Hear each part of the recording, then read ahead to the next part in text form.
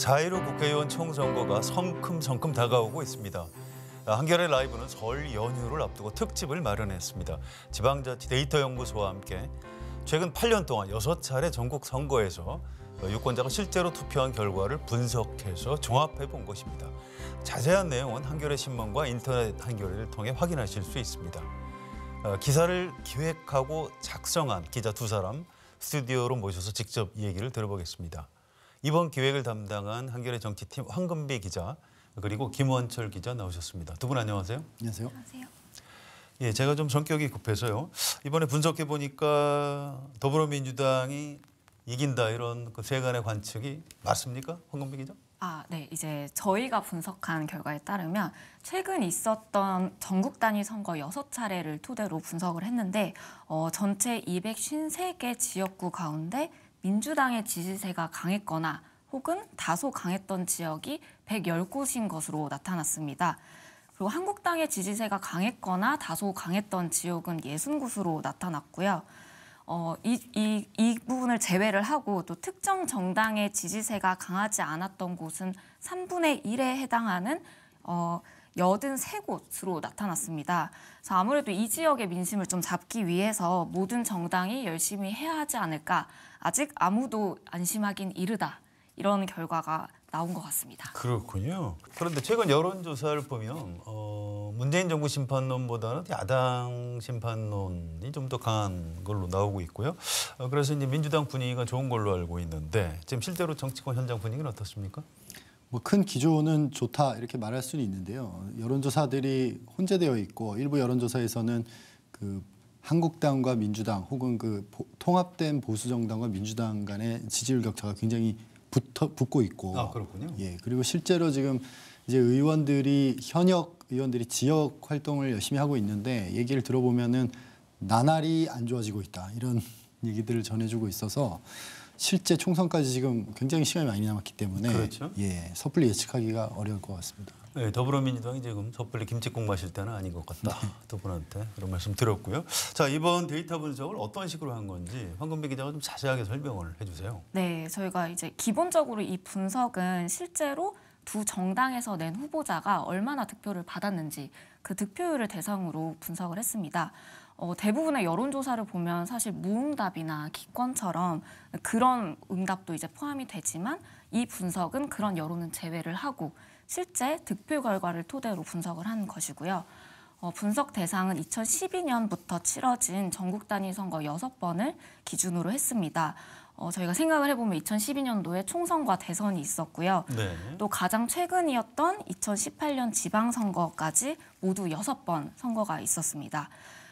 그중에서도 이제 지방선거의 경우에는 사실 도지사부터 시의원까지 투표용지가 굉장히 많습니다. 그렇죠. 네, 근데 그중에서도 시장이나 구청장처럼 최대한 총선의 지역구와 비슷한 범위가 가장 비슷한 기초자치단체장을 대상으로 분석을 진행했습니다. 그렇군요.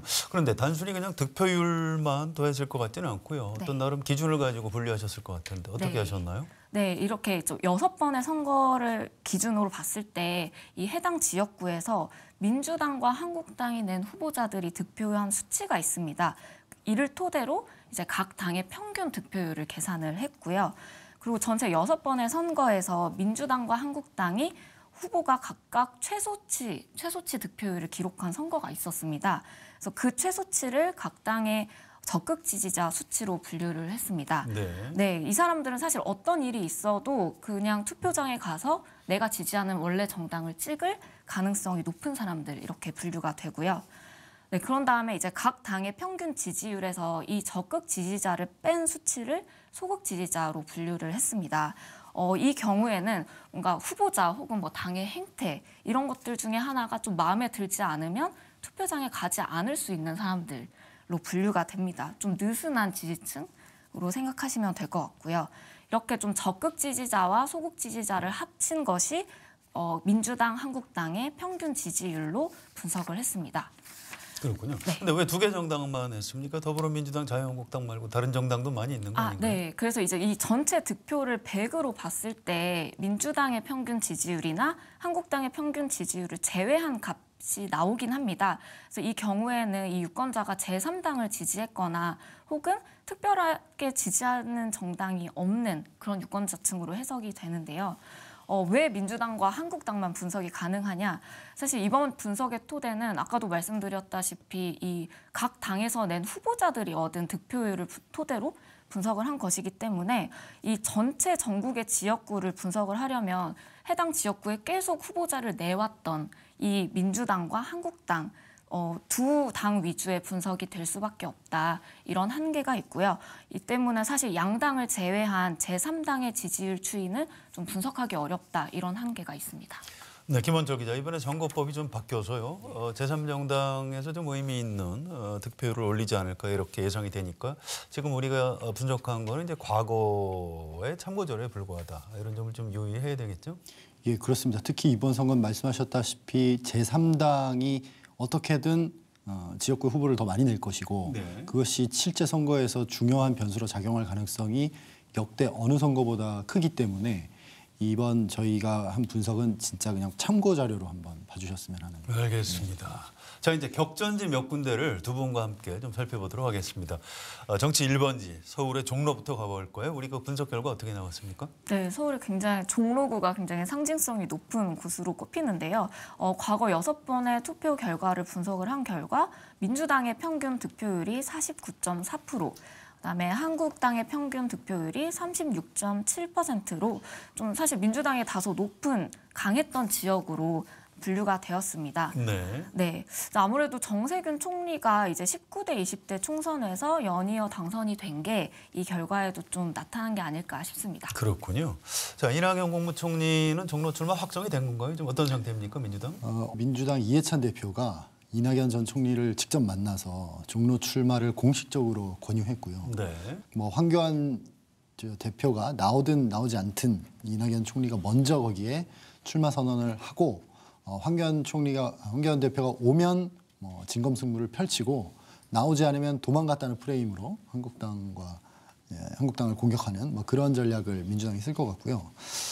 이제 한국당과 이낙연 전 총리와 황교안 대표가 맞붙었을 때 과연 그럼 승부가 어떻게 될 것이냐를 봤을 때 앞서 황금비 기자가 설명했다시피 최근 선거 결과들로 보면 민주당이 다소 유리하다 이렇게 볼 수는 있습니다만 저것은 이제 2012년 이후의 상황이고 특히나 최근 선거가 굉장히 민주당이 유리했다는 점을 좀 감안해야 될 것 같고요. 그렇군요. 전통적으로 종로는 보수세가 강한 동네로 분류되어 있고 민주당 계열 국회의원은 사실 2명밖에 없었습니다. 노무현 전 대통령하고 네. 정세균 의원, 지금 총리죠. 2명밖에 없었기 때문에 그리고 또 실제로 이낙연 전 총리와 황교안 대표가 맞붙으면은 잠재적 대선 후보 2명의 대결이기 때문에 언론의 집중 관심이 쏟아질 것이고 그러면 정말 한 치 앞을 알기 힘든 그런 상황이 되지 않을까 싶습니다. 네, 과거에 보면 종로에서 떨어지든 당선이 되든 뭐 노무현, 이명박 이렇게 전직 대통령들이 여기서 이제 총선을 치렀고요. 이번에 이낙연, 황교안 두 전직 국무총리가 여기서 선거를 치른다는 얘기는 두 사람 다 유력한 대선 주자인 것하고 관련이 있을 것 같아요. 김원철 기자 볼 때 누가 이길 것 같습니까? 지금 저한테 돈을 걸라고 하면 당연히 이낙연 전 총리에게 걸 것 같긴 한데요. 네, 우리 저 한겨레 데이터를 믿으시는군요. 네. 알겠습니다.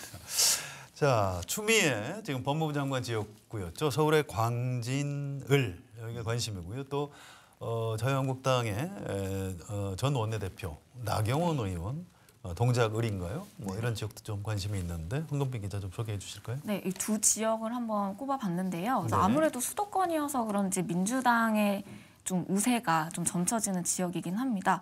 광진을의 경우에는 추미애 법무부 장관이 5선을 한 지역으로 네. 민주당의 평균 득표가 50.7%, 한국당의 평균 득표가 33.2%로 나타났습니다. 또 동작을의 경우에는 저희 기억하시다시피 이제 2014년 재보선 선거에서 나경원 의원이 노회찬 정의당 의원과 붙어서 아슬아슬하게 이겼던 곳인데요. 네. 이곳의 민주당 평균 득표율은 45.3%, 한국당의 평균 득표율은 36.6%로 나타나서 사실 좀 민주당에 약간 좀 우호적인 것으로 나타났습니다. 아까 말씀하셨다시피 최근에 이제 민주당이 뭐 지방선거든 대선이든 좀 좋은 성적을 냈기 때문에 좀 수도권을 중심으로 이 영향이 계속 미친 게 아닌가 생각이 듭니다. 네, 지금 현직 의원은 자유한국당이 가지고 있는데도 선거 지형은 민주당이 유리하다. 네, 이렇게 그렇습니다. 분석이 되는군요. 네. 자, 여기에 그 추미애 장관에 이어서 더불어민주당이 누가 출마를 하게 되나요? 결정이 됐습니까? 아직 결정 안 됐고요. 이것이 이제 이번 총선의 첫 번째 초반부에 굉장한 관전 포인트인데 네. 당에서는 지금 상대당 후보는 지금 사실 오세훈 전 서울시장으로 거의 확정이 되어 있고요. 네, 거물이죠. 예, 거물이고 또 그 나름의 이미지가 있기 때문에 굉장히 강한 상대다 이렇게 보고 있고 그분을 꺾기 위해서 이런저런 거물들을 검토를 하고 있습니다. 실제로 여론조사를 최근에 여러 차례 돌렸고 그 여론조사에서 이름을 올렸던 분들은 김동연 전 부총리, 경제부총리요. 예, 경제부총리, 이광재 전 강원지사, 고민정 전 청와대 대변인, 그리고 정계 은퇴를 선언한 임종석 전 청와대 대통령 비서실장 네. 뭐 이런 거물급들이 다 이름을 돌렸고요. 다만 현재 상황상 이광재 전 지사는 강원도 출마로 사실상 정리가 된 상태고 김동연 전 경제부총리 같은 경우에는 아직까지 출마 의사가 좀 오리무중인 상황이라서 네. 조금 더 민주당에서 라인업을 좀 고민을 하고 있는 상황입니다. 하고 있는 상황이고 임종석 전 비서실장 출마 가능성이 있습니까? 최근 또 정계로 돌아온다 이런 이야기들이 많이 나오고 있는데 본인은 완강하게 입장이 변하지 않았다. 이런, 얘기하고 있는 상황이고 네. 당에서는 강하게 복귀를 계속 설득하고 있는 그런 상황입니다. 알겠습니다. 자, 서울 동작을 나경원 전 원내대표를 꺾기 위해서 더불어민주당이 좀 칼을 갈고 있을 것 같은데요. 칼을 어떤 갈고 사람들 있는데요. 거론되고 있나요? 예, 여기도 마찬가지로 지금 아직까지 후보가 압축되는 느낌은 아닌데요. 현재 자천타천으로 이름이 거론되는 분들은 고민정 전 청와대 대변인 그리고 그 민주당에 입당할 것으로 강하게 지금 추정되고 있는 이수진 전 판사. 네, 법조인요. 판사. 예, 법조인 네. 사법농단 관련돼서 기여를 하셨던 인물이죠. 아무래도 현역 의원이 그 거물 여성 정치인이다 보니까 민주당에서도 좀 이름값이 있는 여성분들을 검토하고 있는 것 같습니다. 그렇군요. 서울 동작을도 더불어민주당의 어떤 전략 공천 지역인가요? 아직 그 부분은 확정이 되지 않았고요. 네. 다만 전략 선거구로 묶을 수 있는 요건에는 해당을 합니다. 해당을 하고 전략 선거구로 묶으면 전략 선거구 중에 또 전략 공천 지역을 선별해야 되기 때문에 두 단계가 더 남아 있다 이렇게 볼 수 있겠습니다. 알겠습니다. 자, 경기도로 한번 넘어가 볼까요? 여기서 올해 총선 불출마를 선언한 의원들이 있지요. 고양병의 유은혜 교육부 장관, 또 고양정이죠 김현미 장관 이런 분들이 불출마 선언했고 이런 지역은 지금 우리 데이터 분석 결과 어떻게 나왔습니까? 네, 이 두 지역 모두 그 일산을 포함하는 대표적인 지역구인데요. 두 곳 모두 사실 민주당 평균 지지율이 한국당보다 15% 내외로 더 높게 나타났습니다. 특히 민주당은 그 적극 지지자층이 한국당에 견져서 매우 높게 나타났습니다. 그렇군요. 네, 실제 현장 분위기는 더불어민주당에 대해서 반감들이 많다 뭐 이런 얘기가 있는데요. 지금 여기 거론되는 인물들이 있습니까? 여기 거론되는 인물들이 지금 여러 번 제가 이름을 언급했는데 고민정 전 청와대 대변인은 고민정 전 대변인 여기도 거론이 되는군요. 네. 지금 당 입장에서는 여러 군데 쓸 수 있는 다목적 카드다 이렇게 보고 있는 것 같고 실제로 출마를 당에서 굉장히 강하게 요청해서 본인의 결심을 이끌어낸 분이기도 하고요. 그래서 이분이 일산에서도 뭐 이렇게 여론조사에 이름을 올리고 검토되고 있는 것은 맞는 것 같고요. 그리고 지금 김홍걸 그 전 김대중 대통령의 아들, 셋째 아들, 네. 그분도 일산에 자택이 있어서 일산에 출마할 것 같은 분위기로 계속 민주당에서 얘기를 하고 있어서 조금 가능성이 있어 보입니다. 네, 김대중 전 대통령이 일산에 산 적이 있죠. 예. 뭐 그런 연고 때문에 아마 거론이 되는 것 같습니다.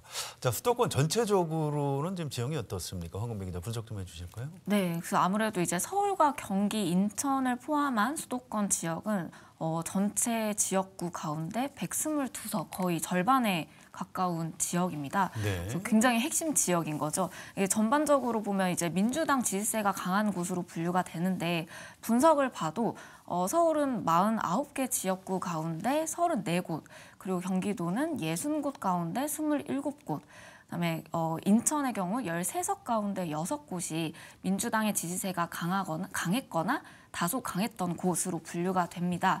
그래서 사실 이 결과만 보면 2012년 이후의 선거에서는 민주당이 수도권에서 압승을 거뒀다 이렇게 해석할 수 있을 것 같습니다. 네, 김원정 기자 어떻게 보세요? 지난번 20대 선거 때처럼 수도권에서 더불어민주당이 압승할 수 있을까요? 사실 저 데이터를 가지고 저희가 선거 예측을 하기엔 굉장히 힘들고요. 저 네. 데이터는 과거에 이랬다는 것이고 총선은 뭐 여러분들도 다 아시다시피 그 일주일 전 여론조사도 맞추지 못하는 그런 총선이 많았거든요. 지난 총선도 그랬고요. 그래서 섣불리 예측하기는 쉽지 않고 분명히 지난 선거까지는 민주당이 굉장히 선전을 했고 이것 때문에 굉장히 기대를 많이 하고 있고 당에서는 사실상 수도권은 더 해야 되는 거 아니냐는 생각을 할 정도로 굉장히 기대를 하고 있는데 그럼에도 불구하고 뭐 앞서 설명드렸다시피 지금 여론이 정말 하루하루 다르게 돌아가고 있기 때문에 총선이 다가오면서 어떤 이슈가 어떻게 불붙느냐에 따라서 수도권 판세는 정말 한 치 앞을 내다보기 쉽지 않을 것 같습니다. 네, 자 수도권 말고 또 관심 지역은 부산, 울산, 경남 이른바 PK 지역입니다. 이곳은 이제 국회의원은 자유한국당 의원들이 더 많은데요. 지난 지방선거나 이럴 때는 또 더불어민주당 발음이 불었던 곳인데 우리 데이터 분석 어떻게 나왔습니까? 네, 그래서 부산, 경남 아무래도 이제 원래는 보수의 텃밭으로 불렸다가 가장 최근 선거에서 민주당의 지지세가 과거보다 좀 높아진 지역으로 분류가 되는데요. 부산의 경우에는 18개 지역구 가운데 특정 지지세가 강하지 않았던 곳이 12곳에 달하는 것으로 나타났습니다. 나머지 6개 지역구는 한국당 지지세가 강했던 곳으로 분류가 되었고요. 경남의 경우에는 전체 16석 가운데 한국당의 지지세가 강했던 곳이 11곳으로 나타났고 네. 민주당 지지세가 높은 지역도 2곳으로 나타났는데 이곳은 이제 현재 민주당 현역 의원이 있는 김해, 갑을 2개의 지역구로 나타났습니다. 부산은 좀 혼전 상황이다 이렇게 볼 수 있겠군요. 자 하나하나 좀 따져볼게요. 김도읍 의원, 또 김무성 의원, 김세연 의원 이런 분들은 지금 현재 국회의원인데 불출마를 선언한 의원들입니다. 이 지역구 상황이 좀 궁금하네요. 네. 그래서 김무성 의원의 경우는 일단 지금 중구 영도구가 있고 김세연 의원의 지역구는 금정구인데요. 이 2곳은 모두 일단은 한국당 지지세가 다소 강했던 곳으로 분류가 되고요.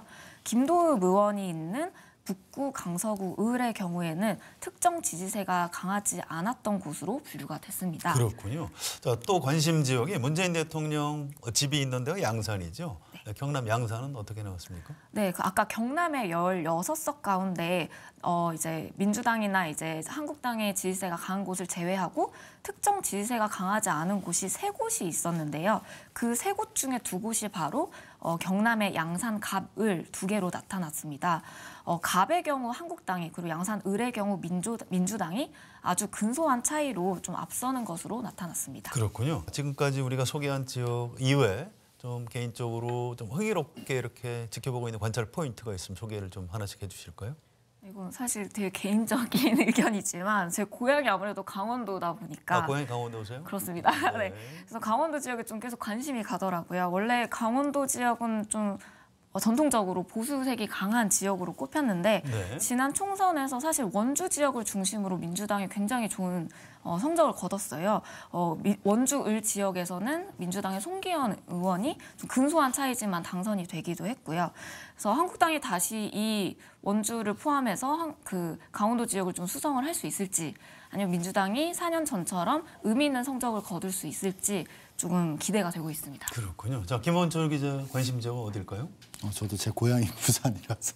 부산이 고향이세요? 네. 부산 사투리 전혀 안 쓰시는데? 쓰려면 얼마든지 쓸 수 있습니다. 네.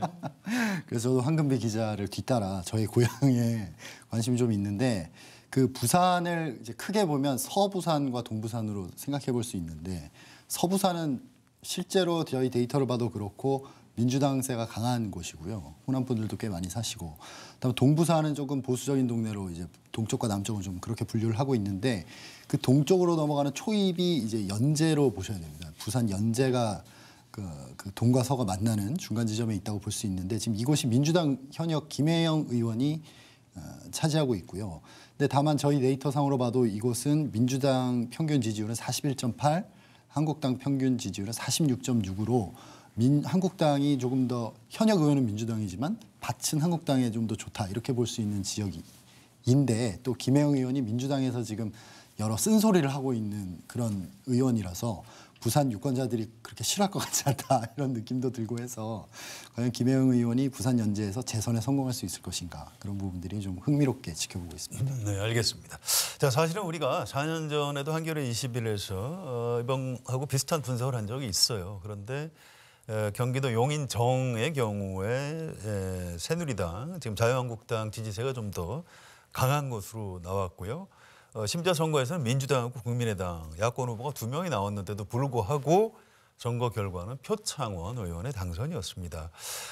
역시 정당의 어떤 지지 기반도 중요하지만 인물 변수를 역시 배제할 수 없을 것 같아요. 자, 이 부분에 대해서 황금배 기자 어떻게 보십니까? 네, 그래서 저희가 계속 재차 강조를 해드렸지만 사실 이 자료는 2020년 총선을 정확하게 예측했다 그런 예측치는 절대 아니고요. 과거 득표를 토대로 이제 민주당과 한국당의 유권자층이 좀 어떤 식으로 만들어져 있냐 이걸 보는 거기 때문에 만약에 한 지역구에서 이제 민주당 지지세가 굉장히 강했던 지역구였다고 하더라도 예를 들어 한국당에서 매우 매력적인 인물을 그 지역의 후보로 내보낸다면 또 선거 결과는 또 어떻게 달라질지 알 수 없기 때문에 그런 차원에서 이해를 해주시면 될 것 같습니다. 네, 알겠습니다. 자, 김원철 기자, 이런 식으로 정당 기반을 뛰어넘을 수 있는 어떤 영향력 있는 인물 어떤 분들이 있을까요? 저희가 이 질문을 받고 굉장히 고심을 해봤는데 네. 지난 총선 때만큼 그렇게 경쟁력이 있는 각 당, 뭐 한국당이든 민주당이든 진영을 넘나들어서 상대 진영 유권자들의 표심까지 흔들 수 있는 그런 영입은 그렇게 많지 않은 것 같고요. 그렇군요. 예, 그 중에서 가장 스타성이라고 해야 될까요? 좀 화제의 인물은 아무래도 이탄희 전 판사가 아닐까. 네. 그래서 이탄희 전 판사 같은 경우에 뭐 지역구 출마하실 것으로 보이는데. 어떤 지역구에 가서라도 한번 승부를 해볼 만하지 않나 이렇게 좀 생각을 해보고 있습니다. 알겠습니다. 자, 이제 오늘 마지막 질문인데요. 황금비 기자가 소개했고 여러 번 얘기했지만 저희가 소개드리는 건 과거의 숫자에 불과합니다. 여러 가지 변수 감안해야 되고요. 특히 이번에 준연동형 비례대표제로 선거가 처음 치러지게 이렇게 됩니다. 실제 선거 현장 분위기는 우리 숫자하고 좀 많이 차이가 날 것 같아요. 자, 마무리 인사 겸해서 이런 부분 관련해서 좀 한 말씀씩 부탁을 드리겠습니다. 네. 그래서 아무래도 이제 설 명절이 지나고 나면 언론에서도 이제 기사를 많이 쓰게 될 것이고 네. 모든 정당이 본격적으로 총선 채비에 들어갈 것으로 보이는데요. 이제 고향 방문길에 혹은 친척분들과 함께 이제 저희 신문을 보시면서 우리 지역의 민심은 어떤지 그리고 내 이웃의 민심은 어떤지 한번 말씀 나눠보시고 저희한테도 좀 알려주시면 저희가 총선 앞두고 취재에 아주 큰 도움이 될 것 같습니다. 네, 댓글을 많이 남겨주시면 감사하겠습니다. 네, 알겠습니다. 자, 김원철 기자. 저희가 이 데이터가 지금 선거구 단위로 나와 있는데 사실 그거보다 더 세분화된 행정동 그리고 혹은 그 행정동보다 더 세분화된 단위로도 지금 데이터를 분석하고 있고요. 네. 그걸 토대로 여러분들이 관심을 많이 가지실 것 같은 몇몇 선거구들을 실제로 황금비 기자가 직접 가서 르포를 할 예정입니다. 그래서 그 기사들은 한 2월 중순 정도에 내보낼 예정인데요. 그 기사도 좀 관심 갖고 봐주셨으면 좋겠습니다. 네, 김원철 기자, 황금비 기자 두 분 오늘 수고하셨습니다. 여러분은 국회가 무엇을 하는 기관이라고 생각하십니까? 대통령을 견제하는 기관일까요? 아닙니다. 국회는 국민을 대표해서 법률을 만들고 정부 예산을 의결하는 국정의 핵심 중추기관입니다. 때로는 대통령을 탄핵하고 국무위원 해임을 건의하기도 합니다. 좀 쉽게 말씀드릴까요? 2016년 당시 박근혜 대통령과 최순실 씨의 국정농단 사태가 터졌을 때 대통령 탄핵이 가능했던 것은 국회가 여야를 떠나서 할 일을 제대로 했기 때문입니다.